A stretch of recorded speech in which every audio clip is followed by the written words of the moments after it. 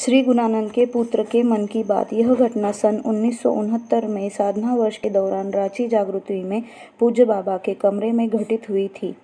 परम पूज्य बाबा शाम के समय रांची जागृति के अपने कमरे में भक्तों से घिरे बैठे हुए थे। कक्षा में दुधिया प्रकाश बिखरा हुआ था। भक्तगण उनके दर्शन का आनंद ले रहे थे तथा आत्मविभोर होकर अपने प्राण प्रिय इष्ट श्री श्री आनंद मूर्ति जी को निहार रहे थे। कृपा सिंधु बाबा भी अपनी कृपा एवं करुणा से उन सभी को निहाल कर रहे थे। वहाँ उस समय फिलीपींस से आए हुए उनके 3 भक्त भी उनके समीप ही बैठे हुए थे।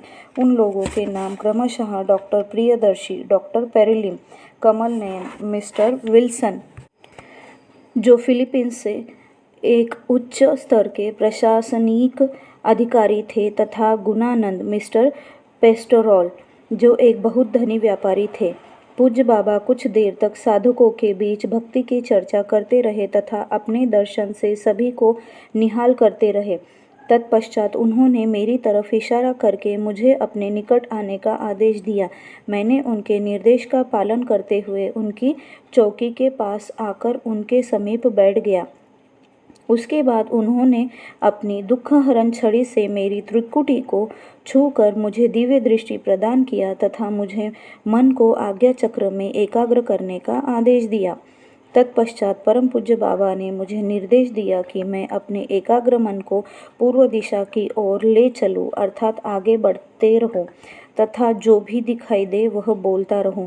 उनकी कृपा एवं उनके निर्देशानुसार मेरा एकाग्र मन पूर्व दिशा की ओर बढ़ता रहा। कुछ देर के बाद मुझे एक बड़ा शहर दिखाई पड़ा जो संध्या समय होने के कारण रोशनी से जगमगा रहा था। मैंने कहा, बाबा, कोई बड़ा शहर दिखाई दे रहा है। बाबा बोले, तुम साइन बोर्ड देख कर बताओ कि वह कौन सा शहर है। अपने मन को थोड़ा और एकाग्र किया तो देखा कि साइन बोर्ड पर कलिकता लिखा है। बताने पर बाबा ने कहा, तुम ठीक देख रहे हो। तुम्हारा मन इस समय कलिकता शहर के ऊपर से जा रहा है। इसे और भी पूर्व दिशा की ओर आगे बढ़ाते चलो। कुछ देर के बाद मैंने कहा कि बाबा, चारों ओर पानी ही पानी दिखाई पड़ रहा है। तब बाबा बोले, हाँ, इस समय तुम्हारा मन बंगाल की खाड़ी के ऊपर से गुजर रहा है। कुछ देर और आगे बढ़ने पर मुझे फिर एक बड़ा शहर दिखाई पड़ा जो रोशनी से जगमग कर रहा था।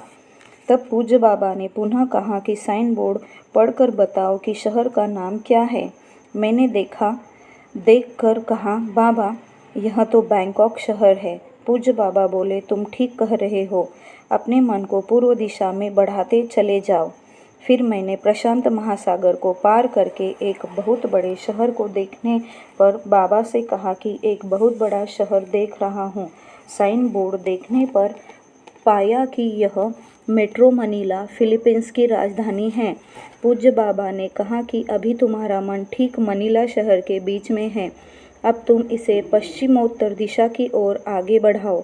उस दिशा में जाने पर जब एक चौक का नाम बताया तो गुणानंद पेस्टोरल उछल पड़े कि दादा का मन मेरे घर के पास के चौराहे पर पहुंच गया है। वे आवेश में आकर बार बार कहने लगे, यह मेरे घर के पास का चौराहा है। फिर पूज्य बाबा ने चौराहा के दाहिनी ओर आगे बढ़कर एक महलनुमा मकान को देखने के लिए कहा। जब मैंने उस मकान का वर्णन किया तो गुणानंद फिर उछल पड़े कि यह तो मेरे ही मकान का वर्णन है। बाबा ने मुझे उस मकान के अंदर घुसने का आदेश दिया।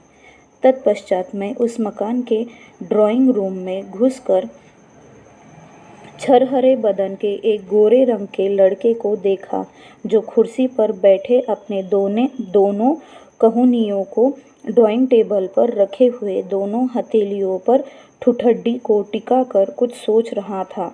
जब मैंने उस लड़के का वर्णन किया तो फिर गुणानंद उछल पड़ा कि यह मेरा ही लड़का है जो मेरी ड्राइंग टेबल में बैठा है। मैंने उस लड़के के मन के अंदर घुसकर देखा कि वह अपने पिता के बारे में सोच रहा है जो अपने गुरु से मिलने भारतवर्ष आए हैं, और मन ही मन अपने पिता को कोस रहा है कि मेरे पिता कितने गैर जिम्मेदार हैं, जिन्हें अपने पुत्र के कर्तव्य के प्रति कोई चिंता नहीं है। 1-2 दिन बाद मेरी विश्वविद्यालय की परीक्षा होने वाली है तथा मेरे पिता मुझसे बहुत दूर है। यदि वे इस समय यहाँ रहते तो उनसे मुझे प्रेरणा एवं साहस मिलता। इतने में ही डेमोन्स्ट्रेशन खत्म हो गया। इस डेमोन्स्ट्रेशन एवं मेरी बताई बातों ने उनके अंतर्मन को झकझोर कर रख दिया। डेमोन्स्ट्रेशन के बाद वे तुरंत जीपीओ जाकर सीधे ट्रंक कॉल लगाकर अपने लड़के से इस घटना की पुष्टि किए कि अमुक समय तुम कहाँ बैठे थे तथा क्या सोच रहे थे। मैं जैसा कहा था उनके लड़के ने भी उन्हें वैसा ही बताया। वे पूज्य बाबा के अंतर्यामित्व एवं सर्वज्ञत्व से बहुत ही प्रभावित हुए तथा अपने को धन्य समझने लगे कि उन्हें साक्षात परम ब्रह्म ही सद्गुरु के रूप में मिल गए हैं। विभिन्न अलौकिक प्रदर्शनों के माध्यम से पूज्य बाबा अपने भक्तों की श्रद्धा भक्ति को बढ़ाकर उन्हें भक्ति साधना में प्रतिष्ठित होने के लिए प्रेरित करते थे। यही परम गुरु का कर्तव्य है। मैं भी प्रदर्शन का माध्यम बनकर अपने को सौभाग्यशाली समझता था।